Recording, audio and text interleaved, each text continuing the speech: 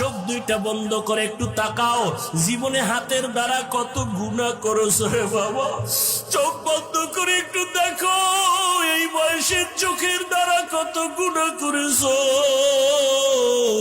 হাতের দিকে তাকায় দেখো, গুনার কারণে মনে হয় হাত দুইটা নাপাক, গুনার কারণে জিহ্বাটা নাপাক হয়ে গেছে, গুনার কারণে অন্তর নাপাক।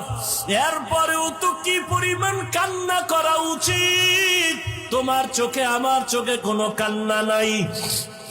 কপাল এত খারাপ হয়ে গেল, নিজেও কাঁদো না, অন্যে যদি কান্না করে তাও সইতে পারো না।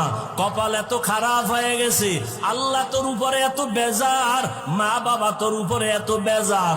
আজকে নিজেও নামাজ পড়ো না, অন্যে নামাজ পড়ে তাও পছন্দ করো না। এত নিমক হারাম কপাল খারাপ কেন তোমার?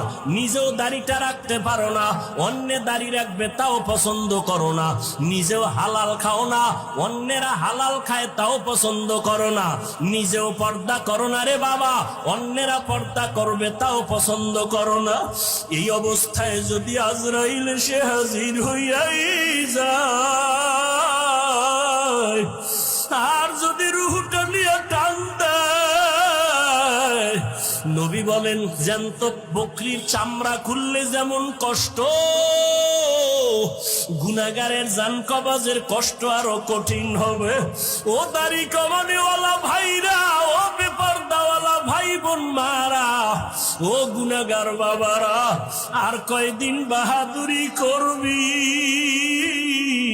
এই ছাত্র জনতার আন্দোলনে কত যুবকের লাশ চলে গেল।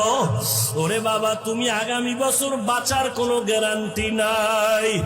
এখনো সময় আছে, যদি তওবা করে আমার আল্লাহকে ডাক দাও, দয়ার মালিক। এই ময়দানে আমার মতো গুনাহগার কেউ নাই। আমার গুনার খবর আমার মা বাবা ভাই বোন স্ত্রী পুত্র কেউ জানে না।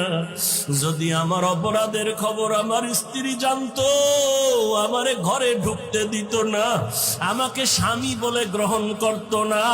আমার অন্যায়ের খবর যদি মা বাবা জানতো, সন্তান বলে পরিচয় দিত না। আমার অপরাধের খবর যদি আমার ভাই জানতো, ভাই বলে পরিচয় দিত না। আমার মাওলা যে কত দয়ার মালিক। আল্লাহ কয় রে গোলাম, আমি তোরে বড় আদর করে বানাইছি। আমার কোনো ছেলে নাই মেয়ে নাই, আমি তোরে মোহাব্বত করে বানাইছি।